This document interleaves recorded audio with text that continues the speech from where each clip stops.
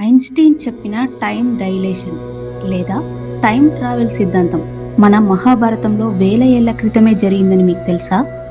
ద్వాపర యుగంలో రైవతుడు అనే రాజు తన కుమార్తె రేవతికి సరైన వరుని వెతకడం కోసం నేరుగా బ్రహ్మలోకానికి వెళ్ళాడు. అక్కడ బ్రహ్మదేవుడు ఒక సంగీత నృత్య కార్యక్రమాన్ని వీక్షిస్తూ బిజీగా ఉన్నాడు. ఆ ప్రదర్శన ముగిసే వరకు రాజు కేవలం కొన్ని నిమిషాలు మాత్రమే బ్రహ్మలోకంలో వేచి ఉన్నాడు. ఆ తర్వాత బ్రహ్మదేవుణ్ణి కలిసి విషయం చెప్పగా బ్రహ్మ గట్టిగా నవ్వి ఇలా అన్నాడు: రాజా, నువ్వు ఇక్కడ గడిపిన ఆ కొన్ని నిమిషాలలో భూమిపై కొన్ని వేల సంవత్సరాలు గడిచిపోయాయి.